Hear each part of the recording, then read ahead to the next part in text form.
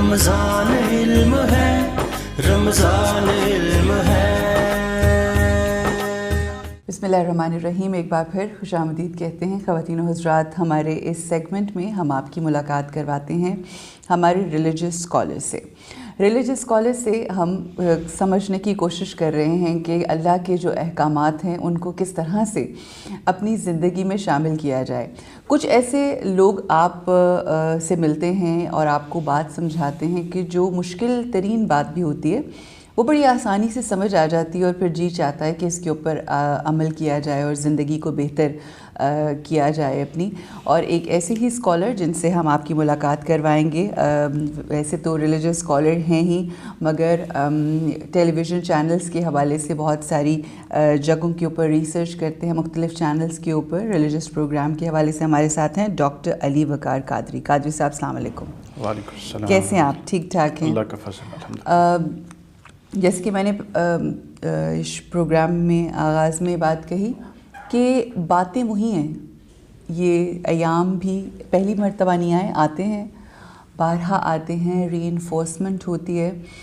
کچھ لوگوں کی بات ہمارے دل پہ اثر کر جاتی ہے۔ مجھے یوں لگتا ہے کہ شاید کہیں نہ کہیں وہ مخلص لوگ ہوتے ہیں، کیونکہ وہ بولتے ہیں جو وہ کرتے ہیں، تو جو کرتے ہیں اور بولتے ہیں تو اس کا اثر بھی زیادہ ہوتا ہے۔ تو یقیناً آپ ان لوگوں میں سے میں نے محسوس کیا۔ آج جس ٹاپک کے حوالے سے ہم گفتگو کرنا چاہتے ہیں وہ بیسک ہے کسی بھی مطلب ہمارے ایمان کا جو ایک بیسک ہے، یقین، توکل اللہ کی ذات کے اوپر کرنا۔ یہ یقین اور توکل کیا ایک ہی چیز ہے اور اس میں کیا مختلف اس کی اقسام ہوتی ہیں؟ کس طرح سے ہوتا ہے یہ توکل؟ بسم اللہ الرحمن الرحیم۔ بہت شکریہ۔ آپ کی پہلی بات سے تو مجھے اتفاق نہیں ہے۔ اچھا۔ ہاں، وہ اس لیے نہیں ہے کہ مجھے اپنا علم ہے تو یہ آپ کا حسن ظن ہے، اللہ سلامت رکھے اور مجھے ویسا کر دے جیسا کہ آپ کہہ رہے ہیں۔ لیکن اس میں آپ نے بڑی ایک اہم بات کی طرف اشارہ کر دیا کہ جن لوگوں کی بات اثر کرتی ہے، میں تو ان میں نہیں ہوں، لیکن جن کی کرتی ہے ان کا ایک طریقہ کار بھی موجود ہے۔ طریقہ کار یہ ہے، قرآن و سنت کی پوری تعلیمات کا اگر ایک جائزہ لے کے اس کے اندر سمجھنے کی کوشش کی جائے، کچھ تو ہے نا خود تعلیمات، تو انسان کو عقل و شعور اس لیے دیا گیا وہ ان تعلیمات سے انفر کرے، اخذ کرے، اور پھر اپنے جو انوائرمنٹ ہے اس سے اس کو ہم آہنگ کرے اور پھر لوگوں کو بیان کرے۔ بالکل ٹھیک۔ تو اس کے لیے یہ کہا گیا کہ جب آپ اللہ کی عبادت کریں یا اللہ سے تعلق بنائیں تو اس میں آپ بندہ نہ شامل ہو کوئی، اچھا، خالص تعلق اللہ سے، اور جب آپ بندوں سے معاملہ کریں تو اس میں آپ کا نفس شامل نہ ہو، ٹھیک ہو تو آپ کی بات میں اثر آ جائے گا۔ اچھا، یعنی جب اللہ سے تعلق بنائیں یا کچھ بھی کریں تو اس میں کسی بندے کا کوئی لینا دینا نہ ہو، دکھاوا کسی حوالے سے، مطلب یہ کہ جب آپ اللہ کے لیے کچھ کر رہے ہیں تو پھر وہ اس میں یہ کہیں خیال نہ آئے کہ وہ دیکھے گا یا وہ کرے گا یا وہ راضی ہوگا، وہ راضی اس کو نکال دیں۔ بالکل۔ اور اللہ فرماتا ہے جب میرے بندے سے رابطہ کریں تو اپنی خواہش کو نکال دیں کہ وہ مجھے تعریف کرے گا، میرا شکریہ ادا کرے گا، میرا روب ڈلے گا، نہیں، بلکہ آپ کہیں کہ میں انسان ہوں اور میرے رب کا حکم ہے میں اپنے دوسرے مسلمان یا انسان کی مدد کروں۔ بہت اچھی بات ہے۔ تو یہ دو چیزیں اگر ہو جائیں، اللہ سے تعلق میں بندہ نکل جائے اور بندے سے تعلق میں نفس نکل جائے تو بات میں اثر آ جاتا ہے۔ تو یہ دونوں ہی رکاوٹیں ہیں، بالکل، اللہ سے تعلق میں بندہ رکاوٹ ہے اور بندے سے تعلق میں نفس رکاوٹ ہے۔ ٹھیک ہو گیا، بالکل۔ اب آ جائیں ہم یقین پر۔ اور پھر جب یہ دونوں چیزیں اس طرح سے کرتے ہیں جیسے حق کرنے کا، پھر آپ کی بات میں اثر آ جاتا ہے کیونکہ آپ کا عمل خالص ہو جاتا ہے، ملاوٹ سے پاک ہو جاتا ہے۔ بالکل ٹھیک ہو گیا۔ اچھا، دوسری بات یہ جو آپ نے فرمایا یقین کا اور توکل کے حوالے سے، دیکھیے توکل ایک ایسی چیز ہے، میں آپ پہ بھی کر سکتا ہوں، آپ مجھ پہ کر سکتی ہیں، ہم کسی تیسرے پہ کر سکتے ہیں، صحیح، ٹھیک ہے۔ اب ہم نے یہ دیکھنا ہے کہ میں کتنے کا ریلائبل ہوں، کوئی دوسرا کتنے کا ہے، تیسرا کتنے کا ہے، کیا کوئی ایسی ہستی موجود ہے جو ہر ایک سے بڑھ کے، حتیٰ کہ مجھ سے بھی بڑھ کے میرے ساتھ مخلص ہو، سبحان اللہ، یا مجھ سے بھی بڑھ کے میرا خیر چاہتی ہو، ٹھیک ہو گیا، اور وہ اتنی قدرت والی بھی ہے کہ ہر شے اس کے تصرف میں ہے اور جو میرے لیے بہتر ہے وہ ایسے انتظام و انصرام کر دے گی، بالکل، تو وہ ہستی آپ کو اللہ کی ذات بے نظر شک، آتی ہے۔ بے شک۔ تو یعنی آپ ماں باپ پہ بھی ریلائی کرتے ہیں، توکل کریں، بہن بھائیوں پہ، لیکن جس لیول کا توکل آپ کا اللہ پر ہونا چاہیے اس لیول کا کسی سے نہیں ہونا چاہیے۔ بالکل ٹھیک ہے۔ اچھا، میں اگر تھوڑا سا آپ کی گفتگو کو روک کے میں اس کو نا تھوڑا سا ہم دو حصوں میں تقسیم کر لیتے ہیں۔ ہم ہمیشہ یہ بات کہتے ہیں شکر گزاری کے حوالے سے کہ اگر آپ نے اللہ کا شکر ادا کرنا ہے تو ساتھ ہی ساتھ ضروری ہے کہ لوگوں کا شکر ادا کیا جائے. اسی طرح سے اگر ہم اپنے رشتوں میں آ جائیں, میں چاہوں گی کہ ہم ڈیٹیل میں توکل کے حوالے سے گفتگو کریں, مگر کتنا ضروری ہے کہ آج انسان آپس میں ایک دوسرے کے اوپر یقین کریں, کم از کم ان پہ جو یقین کے قابل ہیں, کیونکہ کئی دفعہ یقین نہیں ہوتا ایک دوسرے کے رشتے میں کہ جس کی وجہ سے پھر بعد میں پرابلمز ہوتی ہیں رشتوں میں. بالکل ایسا ہے. اصل میں ایک بے یقینی کی فضا بن گئی ہے, اور جب آپ دھوکہ کھاتے ہیں دو چار بندوں سے تو انسان کی فطرت ہے وہ باقیوں کو بھی اسی پر قیاس کر لیتا ہے, اور وہ سمجھتا ہے کہ کسی کے ریلائی نہیں کرنا. اگر ہر کوئی یہ سوچنے لگ گیا تو پھر کون کس پہ اعتماد کرے. تو لہٰذا آپ نے بڑی اچھی بات کی کہ جو اچھے لوگ ہیں ان پر اعتماد کرنا چاہیے, تاکہ دیکھیے اسلام ایک اس کے لیے اصطلاح ہے, اسلام ایک مدنی الطبع دین ہے, اسلام معاشرت پسند دین ہے, وہ اکٹھ چاہتا ہے. صحیح. نماز آپ گھر میں بھی پڑھتے ہیں لوگ, لیکن وہ کہتا ہے ہفتے بعد اکٹھے ہوں. بالکل بالکل. پھر وہ کہتا ہے کہ سال بعد اور زیادہ اکٹھے ہوں. بالکل ٹھیک. پھر وہ کہتا ہے کہ زندگی میں ایک بار پوری دنیا کے مسلمان اکٹھے ہوں. بالکل صحیح صحیح. تو وہ اس کو لوگوں کی قربت پسند ہے. اور ہمارے ہاں تو اب مسجد کا کنسیپٹ ختم ہو گیا. حضور اسلام کے دور میں, خلفائے راشدین کے دور میں مسجد عبادت کا بھی تھی, مسجد تربیت کا بھی تھی, اور مسجد عدالت بھی تھی. سارے ڈیسیژن فیصلے مشاورتیں وہاں پہ ہوا کرتی. ٹھیک ہے. سوشل گیدرنگز کے لیے آپ وہاں سوشلی آپ لوگوں کو لوگوں کے ساتھ کنیکٹ ہونا بہت ضروری ہے. اچھا, اس کے لیے دو طریقہ کار ہیں. سوشلی کنیکٹ ہوں گے, ایک آپ دوسروں کی بھلائی چاہیں, دوسرا آپ جس طرح آپ نے فرمایا, اللہ فرماتا ہے کہ جو میرے بندے کا جس نے اس پر احسان کیا شکر ادا نہیں کرتا وہ میرا کیا شکر ادا کرے. بالکل ٹھیک. تو بنیادی طور پہ یہ ظرف کا مسئلہ زیر بحث ہے. صحیح. اگر ایک بندے کا ظرف اتنا چھوٹا ہے کہ وہ دیکھ رہا ہے کہ ایک انسان نے بغیر مطلب کہ یار مجھ پر احسان کیا ہے, بالکل, تو اللہ کہتا ہے اس کا شکر ادا کرو. تو اللہ کہتا ہے اگر اس کا ظرف اتنا چھوٹا ہے کہ اس کی چھوٹی چیز کا شکر ادا نہیں کرا تو میری بڑی چیز کا کیسے کرے گا. بالکل صحیح. ٹھیک. اب ہم واپس پلٹتے ہیں. ہاں. اچھا, اب توکل کے حوالے سے دیکھیے یہ بڑی اہم چیز ہے. یہ ایسا ہے کہ آپ نے اپنا ہر شے اٹھا کے کسی کے قدموں میں رکھ دینا کہ میرا سب کچھ آپ پہ ہے. اور قرآن مجید میں اللہ نے فرمایا کہ فَإِذَا عَزَمْتَ فَتَوَكَّلْ عَلَى اللَّهِ, اگر تم پکا عزم کر لو تو پھر اللہ پر توکل کرو. ٹھیک. یہ دو بڑی اہم باتیں ہیں, یہ میں سمجھانا چاہتا ہوں. بالکل ٹھیک. میرا اصل میں نقطہ نظر یہ ہوتا ہے کہ کسی بھی کانسیپٹ میں جو مسکنسیپشنز ہیں وہ بنیادی طور پہ بہت بہترین بات ہے. بالکل. ہمارا جو معاشرہ ہے اس وقت المیہ یہ ہے کہ مسکنسیپشنز کا شکار ہے بہت زیادہ. توکل اور مسکنسیپشن زیر بحث لوگ نہیں لاتے. صحیح. توکل میں جو پرابلمٹک چیز ہے وہ ہے اسباب, کہ ہم نے کس حد تک اسباب پہ ریلائی کرنا ہے اور کس حد تک توکل کرنا ہے. وہی اونٹ والا واقعہ. اونٹ والا واقعہ. اب ہمارے ہاں جاہل لوگ, مذہبی جہالت بھی ہے اور لبرل جہالت بھی ہے. ٹھیک ہے. مذہبی جہالت یہ کہتے ہیں, مذہبی جہالت یہ کہتے ہیں کہ جب توکل کر لیا تو ختم ہوگی بات. یہ بالکل اس کے خلاف ہے. ایسے ہی میرا جو کانسیپٹ ہے ایمان بالغیب کا وہ بالکل مختلف ہے. یہ جو ایمان بالغیب کا کانسیپٹ بتایا جاتا ہے یہ عقل و شعور کے بالکل خلاف ہے کہ آپ نہ سوچیں نہ سمجھیں, اندھوں کی طرح آنکھیں بند کریں اور مان لیں. بالکل اسلام اس طرف نہیں جاتا. نہیں بالکل. وہ تو درجہ بدرجہ کہتا ہے افلا تعقلون, عقل نہیں رکھتے. افلا یتدبرون, غور بھی نہیں کرتے. اللہ کہتا ہے میری توحید کی نشانیاں, میں نے ایک اسٹڈی بھی کیا, اس پر ایک بک آ جائے گی, کہ توحید, رسالت اور آخرت یہ تین بنیادی عقائد ہیں قرآن کے, عقائد ثلاثہ. صحیح. 80% دلائل, عروج ناصر صاحب, 80% دلائل جو اللہ نے توحید, رسالت اور آخرت کو منوانے کے لیے دی ہیں وہ محسوس دلائل ہیں, وہ ماورائی دلائل نہیں ہیں. وہ یہ دلائل ہیں جو آپ, میں, ایک سڑک پہ چلنے والا, ایک ریڑھی چلانے والا, ایک مالی, سب دیکھتے ہیں. وہ کہتا ہے کہ اے بندے بتا کون ہے جو آسمان سے بارش برسائی, ہر کوئی دیکھتا ہے. وہ کہتا ہے کون ہے کہ وہی قطرہ پانی کا بنجر زمین میں جائے اور وہ اتنی خوبصورت پھولوں اور پھلوں والا اگل دے. وہ کہتا ہے کہ کیا تو دیکھتا ہے کہ ٹھنڈی ہوائیں کون چلاتے ہیں. وہ کہتا ہے کہ کبھی تو نے غور کیا کہ پہاڑوں کو اسے نظم سے کس نے باندھ رکھا. بے شک. یہ وہ حقائق ہیں جو ہمیں سے ہر ایک دیکھتا ہے. صحیح. تو لہٰذا 80% قرآن کے جو استدلال ہے وہ محسوس چیزوں پر ہے, اور یہ سائنٹیفک استدلال ہے. سائنس بھی محسوس چیزوں پہ جاتی ہے. بالکل. تو لہٰذا اسلام ہمیں یہ نہیں کہتا کہ ایمان بالغیب یہ آنکھیں بند کرو, بلکہ میں ایمان اور یقین اور توکل کی ڈیفینیشن کر دوں. ڈیفینیشن یہ ہے کہ توکل کا آغاز ہوتا ہے دلیل کے ساتھ, آرگومنٹ سے. ٹھیک ہے. آپ آرگومنٹ سے ایک چیز پر کنونس ہو گئے. صحیح. جب آپ کنونس ہو گئے پھر وہ کہتا ہے اب آپ گاڑی میں بیٹھ گئے ہو اپنی سمجھ سے. بالکل. اب آپ نے ہر چوک پہ نہیں پوچھنا کہ گاڑی کدھر جا رہی ہے. بالکل صحیح. جب آپ کنونس ہو کے بیٹھ گئے پھر یو ہیو ٹو ریلائی. بالکل. جب آپ ریلائی کریں گے کہ اب جو اللہ کا حکم ہے, چونکہ میں تحقیق کر کے اس پہ پہنچوں, اقبال نے یہی کہا تھا, عقل گو آستاں سے دور نہیں, اس کی تقدیر میں حضور نہیں, کہ عقل آستان سے دور نہیں ہے، آستان تک لاتی ہے، لیکن اس میں وہ صلاحیت نہیں ہے کہ اندر بھی لے کر جائے. بالکل ٹھیک ہے. تو عقل سے آپ نے آستانے تک پہنچنا ہے اللہ کے دروازے ٹھیک. اس کے بعد آپ نے توکل کا دروازہ خود پہ کھولنا ہے. یعنی آپ ایسے جاہلوں کی طرح آنکھیں بند کر کے نہیں مانیں گے. اسلام کا اپنا استدلال ہے، اسلامی تصورات کا اپنا استنباط ہے. یہ کوئی ایسی شے نہیں ہے کہ محض مان لینے کی شے ہے، یہ سمجھ لینے کی چیز. تو گویا جب آپ دلیل سے چلتے ہیں تو دلیل کے بعد تصدیق کرتے ہیں. صحیح. تصدیق کے بعد آپ یقین کے دروازے میں اس وقت داخل ہوتے ہیں کہ جب آپ دلیل سے مطمئن ہو گیا، آپ کا شعور مطمئن ہو گیا.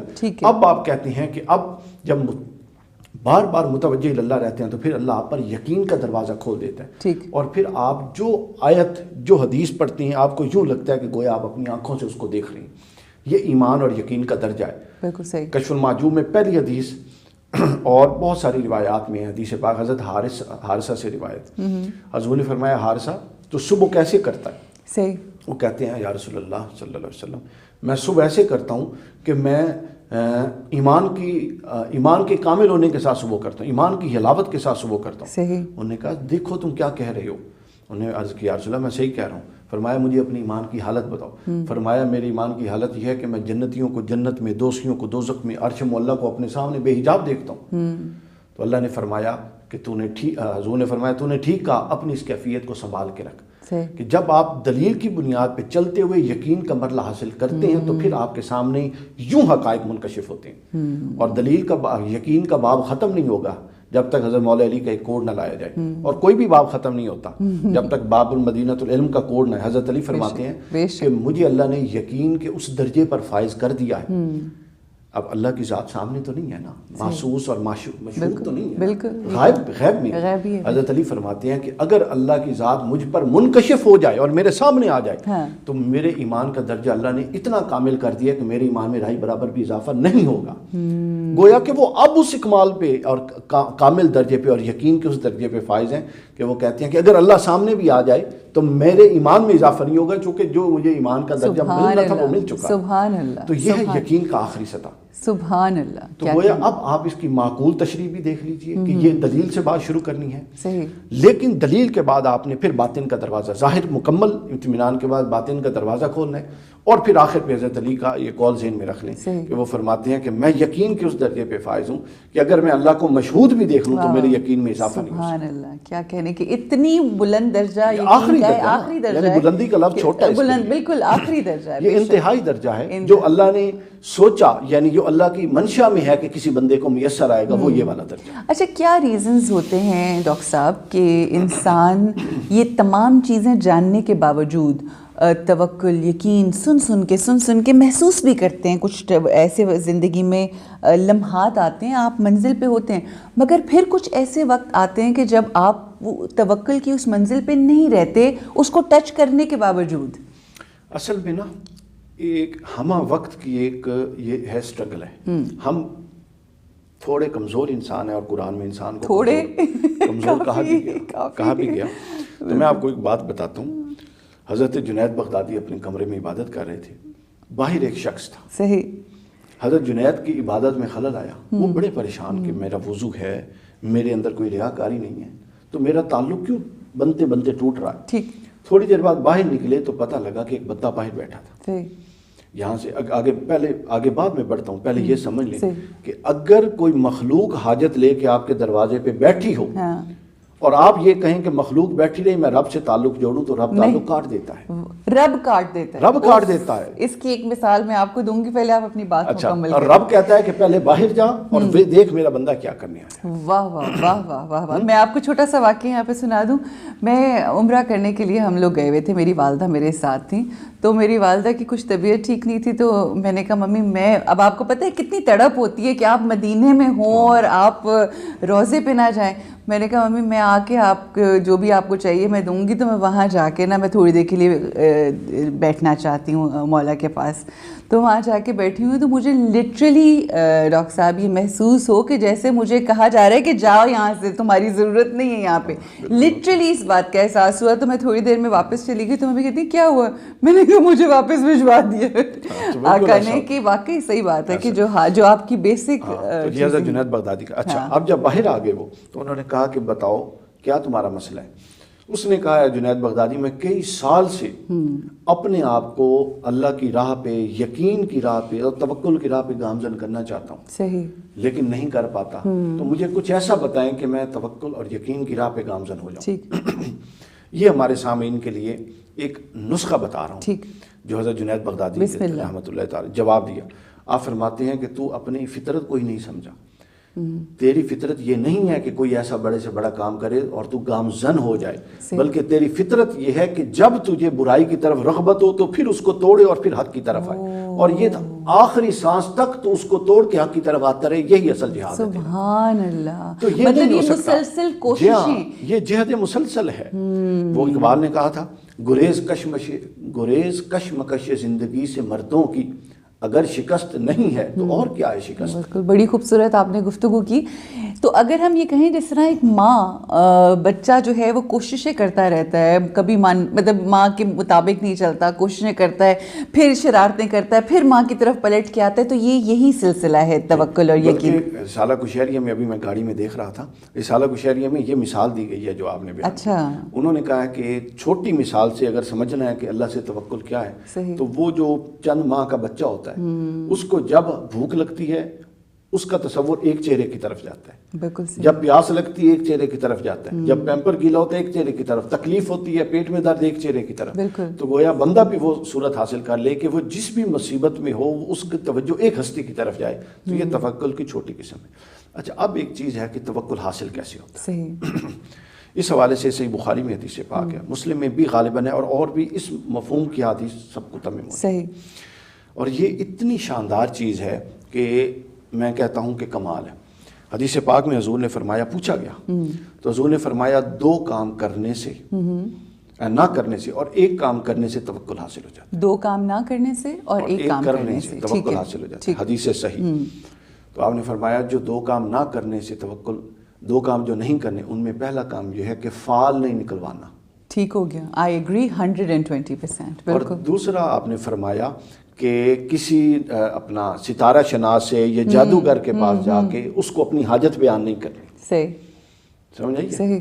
اگر کوئی بندہ یہ 2 کام نہیں کرتا تو پھر فرمایا کرنا کیا یا رسول اللہ؟ فرمایا کرنا یہ ہے کہ ان 2 کی طرح نہیں جانا، بلکہ وہی حاجت لے کے اللہ کے حضور بیٹھ جانا۔ سبحان اللہ۔ تو فرمایا کہ جو بندہ اس چیز کو اپنی عادت بنا لیتا ہے اس پر اللہ توکل کا باب کھول لیتا ہے۔ سبحان اور اللہ۔ جو اپنی حاجات لے کے لوگوں کے پاس جاتا ہے اس کی حاجت اللہ، یہ بڑی زبردست بات، اللہ حاجت تو پوری کر دیتا ہے، بندہ جو اللہ کا، بالکل بالکل، لیکن وہ باب توکل نہیں کھولتا اور ہمیشہ بے اطمینانی میں رکھتا ہے اس پر۔ بالکل صحیح۔ توکل ایک کیفیت اطمینان ہے، اور یہ جو ہم اللہ کی ذات سے مانگتے ہیں اور پھر بھی ہم لوگوں کے پاس جا رہے ہوتے ہیں، اور ایون مجھے ڈاکٹر صاحب یہ بھی ذرا بتائیے گا کہ کیا ڈفرینس ہے اور کیا باریک لائن ہے اس کے بیچ میں کہ انسان جو ہے وہ اللہ کی بارگاہ میں مانگتا ہے، مگر ہر وقت ہم اپنے رشتوں میں بھی فقیر رہتے ہیں، مجھے وقت نہیں ملتا، مجھے پیسے نہیں دیتے، میاں بیوی کے آپس میں یا ایون بچے، اور یہ تمام یہ ساری چیزیں، یہ بھی تو ایک فقیری اور آپ کی بیگری ہے نا؟ جی ہاں، توکل میں نا ایک سیکریفائس کرنے کا پہلو بہرحال موجود ہے، یہ ذہن میں رکھیے۔ اچھا، مثلاً آپ یہ دیکھیے کہ یہ رشتوں میں ٹھیک توکل تو آپ نے اللہ پہ کرنا ہے، لیکن اگر آپ کو کہیں سے اگر جائز رسپانس نہیں مل رہا، آپ کی پوری کوشش اور فرائض کی ادائیگی کے باوجود، ٹھیک ہے، تو آپ توکل اللہ پہ رکھیں گے اور اس کو سیکریفائس کریں گے، اور فلسفہ یہ ہے کہ آپ اپنے فرائض سے پیچھے نہیں ہٹ سکتے۔ اچھا، یہاں پر ایک بریکٹ میں مجھے اس بات کو مکمل ہم آگے کریں گے، مگر کئی دفعہ جب ایک عورت کی میں مثال دیتی ہوں کہ ایک عورت جو ہے اس کے حقوق پورے نہیں ہو رہے، مگر وہ اللہ کی ذات کے اوپر توکل کر کے اپنا جو بھی حق ہے اس کے اوپر صبر کرتی ہے، مگر ان سائڈ پھر بھی دکھ اور غم میں آ جاتی ہے، تو کیا یہ سیکریفائس اور توکل ہے؟ دیکھیے یہ اعلیٰ درجہ ہے سیکریفائس اور توکل کا۔ آپ یہ نہ کہیں کہ اس کی یہ کیفیت، یہ فطری کیفیت ہے جو آنی ہی آنی ہے۔ ٹھیک ہے، اس کے باوجود وہ اگر ذہن میں یہ رکھ کے بیٹھی ہے کہ اللہ کی دیکھیں نا آگے سے رسپانس نہیں ہے اور وہ سب کچھ کر رہی ہے، تو کس لیے کر رہی ہے؟ وہ یہ سمجھ رہی ہے نا کہ میں اپنا فرض ادا کر رہی ہوں جو اللہ نے مجھ پر لاگو کیا ہے، ٹھیک ہے، لیکن اندر وہ تکلیف ہونا یہ فطرت کا حصہ ہے۔ اوکے، لہٰذا اس کو آپ ختم نہیں کر سکتے۔ رسالہ شہریہ میں ایک مثال ہے صحیح کہ توکل اور تما میں کوئی آپس میں اختلاف ہے، تو انہوں نے جواب دیا، امام کشیری تما کہتے ہیں میننگ لالچ، تمام لالچ نیگیٹو سینس میں نہ کہیں, اچھا مطلب پازیٹیو بھی ہوتی ہے رسپانس, پازیٹیو رسپانس, ٹھیک ہے, یا ریوارڈ, ٹھیک ہے, ایکنالجمنٹ, ہاں بالکل ٹھیک ہو گیا. تو انہوں نے کہا کیا اگر کوئی اکنالجمنٹ کا خواہاں ہے, وہ چاہتا ہے کہ میرے اس کام, جو بالکل ایگزیکٹ آپ والا سوال کو, اگر اس کو رسپانس نہیں مل رہا تو کیا یہ توکل کے خلاف ہے؟ انہوں نے کہا نہیں, انسان ایک فطرت پر تخلیق ہوا ہے, صحیح, اور کچھ اس کی فطرت کے تقاضے ہیں, ٹھیک ہے, لہٰذا ایکنالجمنٹ اور ریوارڈ اس کی فطرت کے اندر رکھا گیا ہے. صحیح, اس کو آپ خلاف توکل نہیں کہیں گے, لیکن خلاف توکل تب ہوگا کہ جب آگے سے ریوارڈ نہ ملے اور وہ اپنے فرض سے بھی سب کو دوش ہو جائے, چھوڑ دے, پھر یہ خلاف توکل ہوگا. پہلی بات. دوسری بات اس کے اندر یہ دیکھیے کہ ایک جو اس کے اندر حساس ہے حضور علیہ الصلوۃ والسلام کے حوالے سے, جو لوگوں میں کنفیوژن ہے توکل کے باب میں, وہ یہ ہے کہ وہ سنت اور حال اس کا فرق نہیں کر سکتے. سنت اور حال, اچھا, حال کیفیت. اچھا, حضور علیہ الصلوۃ والسلام کا حال توکل تھا, ٹھیک ہے, مثلا وہ بیمار ہیں تو آپ متوکل علی اللہ تھے, ٹھیک ہے, متوکل علی اللہ تھے, لیکن حال یہ تھا, اور سنت یہ تھی کہ آپ علاج کرواتے تھے. اوکے, آپ اچھا, یہ وہی والی بات جو ہم وہ اونٹ والی بات ہو گئی کہ دونوں چیزیں پیرالل بتائی گئی ہیں, ایسا نہیں ہے کہ آپ اسباب اختیار کر کے توکل کریں گے. بالکل ٹھیک ہو گیا. یعنی یہ جہالت ہے کہ آپ کہیں اللہ رزاق ہے وہ آپ کو رزق دے گا, نہیں, بالکل ٹھیک. اس نے کہا ہے میں رزق دوں گا, لیکن میں نے اس رزق کو ایک کائناتی قانون کے ساتھ ہم آہنگ کر دیا ہے. صحیح, جاؤ اسٹرگل کرو, رزق آئے گا, لیکن دینے والا اللہ ہوگا. آپ وہاں سے جہاں سے لے رہے ہیں وہ رزاق نہیں ہے. بالکل صحیح, سمجھیں, آپ بیمار ہیں, شفا اللہ دیتا ہے, ٹھیک ہے, لیکن آپ سنت یہ ہے کہ آپ وہاں جائیں. تو لہٰذا آپ نے کسب میں یعنی کرنے میں اور حال میں فرق ملحوظ رکھنا ہے. حضور علیہ السلام کا اور اولیاء صالحین کا جو حال تھا اور ائمہ اہل بیت کا حال یہ تھا کہ وہ متوکل تھے, اور عمل یہ تھا کہ وہ سنت کو ترک نہیں کرتے تھے. بہت خوبصورت, بہت اچھا, یہ بڑی اہم بات. حضرت علی کے بعض روایات, حضرت علی فرماتے ہیں میں اللہ نے مجھے بے نیاز کر دیا, لیکن میں اس لیے کھاتا ہوں کہ سنت ہے کھانا. بالکل, اگر میں چھوڑ دوں گا تو میرے دیکھنے والے کیا کریں گے, وہ تو اس کو متحمل ہی نہیں ہو سکتے. ایسے, اور بلکہ بارہا امام یہ بھی فرمایا کرتے تھے کہ جو میں کرتا ہوں وہ نہ کرو, کیونکہ ظاہر ہے وہ ایک ہر چیز لیول کی ہوتی ہے اپنے اپنے لیول. تو لہٰذا سنت جو طریقہ ہمیں دیا گیا, ہمارے ہاں دو طبقے بن گئے ہیں نا. ایک طبقہ جو ذرا تصوف اور اہل بیت کے اگینسٹ ہے, وہ سمجھتا ہے یہ سب کچھ ڈھونگا, یہ نہیں ہونا چاہیے, اور ایک طبقہ جو اس طرف ہے وہ کہتا ہے یہ سب کچھ ڈھونگا, یہ ایکسٹریمزم. بالکل, دونوں آپ کو اسباب اختیار کرنے ہیں اور اس کے بعد آپ کو توکل کرنا ہے. بالکل ٹھیک. اور یہ وہی بات ہے جو میں نے بتائی, آپ کو دلیل سے بات سمجھنی ہے, ہاں, اس کے بعد آپ کو یقین اور توکل کا دروازہ خود پہ, پھر آپ بیٹھ گئے ہیں اس کشتی کے اندر, پھر اب آپ نے اس کے اندر سفر کرنا ہے. اب پھر آپ نے سوراخ نہیں کرنی, بیٹھنے سے پہلے آپ کے پاس اختیار ہے کہ آپ چیک کر لیں. اچھا, ایک اور چیز ہوتی ہے کہ ہمارے ہاں ایک بہت رویہ ہے کہ شکر گزاری, مطلب میں آپ سے ملوں گی نا, السلام علیکم, یا کسی سے بھی ملوں گی, لوگوں کے شکر الحمدللہ, شکر الحمدللہ, یہ ایک زبانی ہمارا بہت زیادہ ہوتا ہے. But when it comes to your heart, جب دل کی کیفیت ہے تو وہ شکر گزاری میں نہیں ہے, ٹھیک ہے. سملرلی ہم منہ زبانی تو کہتے ہیں اللہ ہے, اللہ ہی نے جو کرنا ہے, مگر جب گراؤنڈ ریالٹی آتی ہے تو وہ ہم اس طرح سے توکل, یہ جو ہمارے کال اور فیل میں تضاد ہے جس کی وجہ سے ہم مشکلوں کا شکار ہیں, اس کے بارے میں کیا فرمائیں گے؟ دیکھیے, یہ تمام چیزیں ان کا زبان سے تعلق نہیں. ہم جو بھی کہتے ہیں, ہم زبان سے کہتے ہیں اللہ کا شکر ہے, اگر دل بے شکری اور ناشکری کی کیفیت میں ہے تو ہم پر حکم ناشکری کا لگے گا. ٹھیک ہو گیا, اب زبان سے نیت والی بات آ گئی. ہاں, ہم زبان سے کہتے رہے ہیں اللہ پہ بھروسہ ہے, اگر اندر اللہ پہ بھروسہ نہیں ہے, کسی دوسرے تیسرے پہ ہے, تو اس کا مطلب یہ ہے کہ آپ اسی حکم میں آئیں گے. بالکل تو اصل چیز یہ ہے کہ ہم سوچ سمجھ کے آ رہے ہیں. دیکھیے, یہ وہ چیزیں ہیں, شکر گزاری کا تصور, یہ والا, یہ لوگوں سے متعلق نہیں, یہ براہ راست اللہ سے متعلق ہے. بالکل ٹھیک. اور اللہ سے کیا چھپا ہوا ہے وہ تو ہر شخص کے سامنے کیوں پڑی ہوئی ہے, جس طرح جناب پلیٹ میں ہم دیکھتے ہیں, تو وہ تو دیکھ رہا ہے کہ یہ کتنا سچا اور کتنا جھوٹا ہے. صحیح. بلکہ ہمیں تو اس سے باطنی معاملات بہت خطرناک ہیں ظاہری معاملات سے.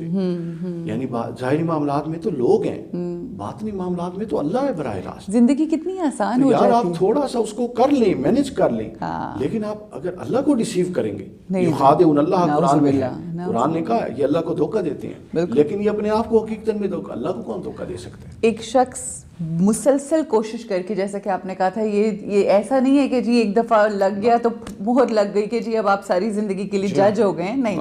یہ ایک مسلسل کوشش ہے جو ٹل دی اینڈ آپ کو کرنی ہے, آخری ٹائم تک آپ نے پلٹ کے رب کی طرف آنا ہے. اب سوال یہ پیدا ہوتا ہے کہ جب آپ یہ حاصل کر لیتے ہیں اور یا کوشش کرتے ہیں تو فائدے کیا ہوتے ہیں یقین کامل کرنے کے؟ ہاں بڑی زبردست بات ہے. اب اس کے فائدے پتہ کیا ہوتے ہیں؟ قرآن نے اس پر بیان کیا بقرہ سورہ بقرہ میں. قرآن نے فرمایا وَلَنَبْلُوَنَّكُمْ بِشَيْءٍ، اللہ تم کو آزمائے گا کچھ چیزوں میں. ٹھیک ہے. ان میں پھر جو چوٹی کی 4 چیزیں تھیں نا، 5 چیزیں وہ گنوا دیں. اچھا. بِشَيْءٍ مِّنَ الْخَوْفِ، خوف سے آزمائے. کوئی بھی خوف ہو سکتا ہے، جان کا، مال کا، عزت کا، آبرو کا، رزق کا، رشتوں کا خوف سے آزمائے گا. بِشَيْءٍ مِّنَ الْخَوْفِ وَالْجُوعِ، اور بھوک تنگ دستی سے آزمائے گا. ٹھیک. وَنَقْصٍ مِّنَ الْأَمْوَالِ، اور مال کے نقصانوں کے ذریعے، مال کے نقصان سے. ٹھیک. وَالْأَنفُسِ، اور جانوں کے نقصان کے ذریعے آزمائے گا. عجز و اقارب مر بھی سکتے ہیں، بالکل موت کے ذریعے. بالکل. ٹھیک ہے. وَالثَّمَرَاتِ، اور مال کے علاوہ جتنی بھی پراپرٹی اور مال کی قسمیں جس کو آپ اپنے ایسٹ سمجھے اور جس پر رلائے کیا، ان سب سے آزمائے گا. ٹھیک. اور آگے کہا وَبَشِّرِ الصَّابِرِينَ، اور بشارت کن کو ہے، خوشخبری ان کو دے گا جو ان تمام معاملات پہ کہیں گے کہ مولا ہم راضی ہیں اور وہ صبر میں رہیں گے. بالکل. اچھا اب یہ آیت لوگ بیان کر دیتے ہیں، آپ نے کئی دفعہ سنی ہوگی. اس آیت سے میں ایک اور پہلو سمجھا ہوں. میں یہ سمجھا ہوں کہ میرا رب مجھے کیسی ہستی دیکھنا چاہتا ہے. ٹھیک ہو گیا. وہ یہ دیکھنا چاہتا ہے کہ میں اتنے بڑے معاملات میں بھی سنجیدہ رہوں، اتنے بڑے معاملات میں بھی اپنے حواس کو قابو میں رکھوں. سنجیدہ سے کیا مراد ہے؟ سنجیدہ سے مراد ہے میرا رسپانس ایسا ہونا چاہیے کہ ایک مہذب، کہ مطلب آپ ریئیکٹ نہ کریں. نہیں، ریئیکٹ کروں، مہذب ریئیکٹ کروں. اچھا، مگر ریئیکشن میں اور رسپونڈ میں فرق ہوتا ہے نا. ریئیکشن از لائک کہ اگر آپ کے ساتھ کسی نے بدتمیزی کی، آپ نے پلٹ کے بدتمیزی کی، آپ ریئیکشن یا رسپونڈ دونوں کریں، لیکن آپ ایک ایسے دائرے میں کریں جو اس آیت سے آپ کو ایک کرینہ واضح ہو رہا ہے. تو ایک تو ہو گئی سنجیدگی. دوسرا ہے ذمہ داری. ٹھیک. کہ آپ رسپانسیبل اتنے ہوں کہ اتنی ایکسٹریم پوزیشن میں بھی آپ سے کوئی ایسا ایکٹ صادر نہ ہو، ایک کرینہ آ گیا اس کے اندر. ٹھیک ہے. وہ چاہے مال کا معاملہ ہو، جو بھی معاملہ ہو، یعنی اور وہ مجھے تیسری چیز اس سے معتبر دیکھنا چاہتا ہے. معتبر، مہذب اور ذمہ دار ہستی دیکھنا چاہتا ہے. ٹھیک ہو کہ گیا. میں اس کے باوجود اللہ پر توکل بھی رکھوں اور میں کہوں کہ میں صبر کر ہی اس لیے رہا ہوں کہ میں جان رہا ہوں کہ اللہ کی طرف سے آیا. صحیح. تو وہ یہ چاہتا ہے کہ میں سنجیدہ اور ذمہ دار اور مہذب انسان رہوں. صحیح. اور کب؟ اتنے ایکسٹریم معاملات میں. تو گویا جب اس سے نچلے لیول کے معاملات ہیں تو وہ مجھ سے کیا چاہ رہا ہوگا. بڑی خوبصورت. آپ اندازہ سنیں. جی بالکل. یعنی آپ دیکھیے آیت دوبارہ سنیں. آپ کہیے، میں اس کا بہت لطف لیتا ہوں. وہ کہتا ہے وَلَنَبْلُوَنَّكُمْ بِشَيْءٍ مِّنَ الْخَوْفِ وَالْجُوعِ وَنَقْصٍ مِّنَ الْأَمْوَالِ وَالْأَنفُسِ وَالثَّمَرَاتِ. پیچھے کچھ رہا ہی نہیں نا، سب کچھ ہی آ گیا. تو اب اس سے بڑی کیا مشکل ہو سکتی ہے کہ کوئی آپ کا مر جائے؟ اس سے بڑی کیا مشکل ہے؟ مال کا نقصان، ایسٹس کا نقصان، جانوں کا نقصان، عزت آبرو کا نقصان، خوف میں ہر شے آ گئی. صحیح. اور یہ چیز ہم دیکھتے ہیں جناب ایوب کے اندر، حضرت ایوب علیہ کہ کیا تو یہ سب کچھ گیا. اس کے باوجود نہ اس کا رب سے تعلق ٹوٹے، نہ وہ درجہ انسانیت سے گرے. سبحان اللہ. اور اس کے اندر وہی تہذیب اور شستگی اور شائستگی رہے. یہ وہ مطلوبہ ہستی ہے جو اللہ چاہتا ہے اپنے بندے کو بنا. سبحان اللہ. اچھا اب اس میں ایک چیز اور آ جاتی ہے. وہ چیز حضور غوث الاعظم شیخ عبد القادر جیلانی نے بیان فرمائی ہے اور فتوح الغیب میں. یہ ایک ایسی چیز ہے، اس میں اب چونکہ اس آیت میں لفظ آیا تھا وَلَنَبْلُوَنَّكُمْ، ہم آزمائیں گے. آزمائش. تو ذرا میں آزمائش سمجھانا چاہتا ہوں. آزمائش ایک ایسی چیز ہے، اس کو عام طور پہ مصیبت یا مشکل سے تعبیر کیا جاتا ہے. ٹھیک ہے. اس کی یہ تعبیر غلط ہے. اچھا. آزمائش مشکل نہیں ہے. ابھی آپ 5 منٹ بعد آپ بھی کہیں گے مشکل نہیں. ٹھیک ہے. آزمائش ایک ایسی چیز ہے، یا آزمائش ایک ایسی چیز ہے کہ جس چیز کا ہمارا نفس عادی نہیں ہے اور اس پر شاک گزرتی ہے. I totally understand. اس کا میں آپ کو چھوٹی سی ایک بات کہہ کے پھر آپ اپنی بات کو آگے بڑھائیے گا کہ کئی دفعہ آپ کی سوچ میں جو چیزیں آپ کے لیے اتنی مشکل ہوتی ہیں، جب آپ اپنے دماغ کو سمجھا لیتے ہیں، اپنے آپ کو راضی کر لیتے ہیں، وہی تمام چیزیں ہو رہی ہوتی ہیں. مطلب ایک مثال ہے کہ ایک عورت کے لیے سب سے مشکل چیز یہ ہوگی کہ وہ اپنے میاں کو کسی کے ساتھ شیئر کرے، مگر اگر وہ اپنے شعور کے مطابق اس چیز میں سمجھ کے اپنے آپ کو دماغ کو بنا لے تو وہی چیزیں ہو رہی ہوتی ہیں. آپ کہتے ہو it's fine, I accept it. تو آپ کا نفس جس آزمائش آزمائے، آپ کا نفس جس چیز کا عادی نہیں ہے وہ اس پر بہت شاک گزرتی ہے. آپ جب اتنا رگڑا دیتے ہیں کہ اس کو اس کا عادی بنا لیتے ہیں تو گویا وہی چیز جو 2 مہینے پہلے شاخ گزرتی تھی اب وہ شاخ نہیں گزرتی. تہجد پڑھنا کتنی مشکل ہے. ٹھیک. اور ایسے بھی بندے اسی زمین پر چلتے پھرتے ہیں جن کے لیے مشکل نہیں, جو انتظار کر رہے ہوتے ہیں کہ وہ کب وقت آئے, جن کے کئی سال گزر چکے ہوں گے, ممکن ہے کہ ان کی تہجد قضا نہیں. بالکل. اچھا, اور ایسے لوگ بھی ہیں مطلب جو اس سے بڑے آگے معاملات میں گئے. بالکل بالکل. کیوں؟ چونکہ وہ انہوں نے اس مشکل اور آزمائش کو اتنا اپنے نفس کو رگڑا دیا ہے کہ اب وہ ان کے لیے مشکل اور آزمائش رہی ہی نہیں ہے. بالکل صحیح. اگلی بات جو حضور غوث الاعظم نے فرمائی وہ بہت خوبصورت بات.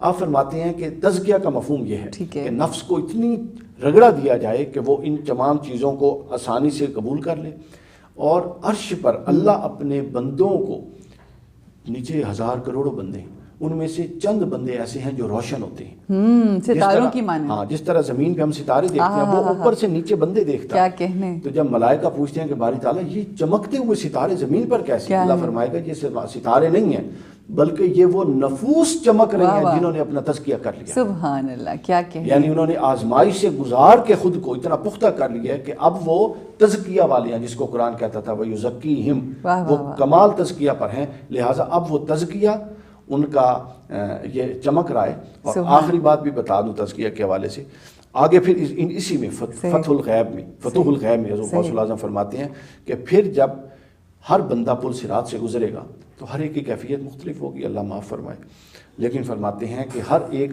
اکثر لوگ اندھیرے کی وجہ سے گریں گے, اندھیرا ہوگا, نیچے جہنم ہوگی, تیز ہوگا, بال سے باریک, سنا ہوا تلوار سے تیز, لیکن یہ جو تزکیہ والے ہوں گے ان کا یہ جو نور ہوگا یہ ان کے آگے آگے چلے گا, جو ان کے نفوس کا نور آگے چلے گا, اور یہ آسانی سے روشنی میں وہ پورا گویا کہ لائٹ میں, بیٹری لائٹ میں یہ پل صراط کو کراس کر. جزاک اللہ. یعنی اگر ہم نے اپنے نفوس کے اوپر محنت کی, ہم نے شعور کے ساتھ اپنی زندگی کو گزارا, اور جتنی بھی تعلیمات ربانی ہیں ان کو اپنی زندگی میں باشعور طریقے سے شامل کر کے اپنی زندگی گزاری, تو وہ جب وقت آئے گا, جب مشکل کا وقت آئے گا, تو وہ بالکل اس طرح سے چمکیں گے جس طرح سے ستارے چمکتے ہیں. اللہ سبحانہ و تعالیٰ ہمارے نفوس کو روشن کر دے. ڈاکٹر صاحب بے انتہا شکریہ, بڑی خوبصورت گفتگو اور بہت کچھ سیکھنے کو ملا, اور اللہ ہمیں جو ہم سن رہے ہیں, جو ہم کہہ رہے ہیں, میں جو کہتی ہوں, اللہ ہمیں اپنے کہے ہوئے پہ عمل کرنے کی توفیق عطا فرمائے, آمین یا رب العالمین.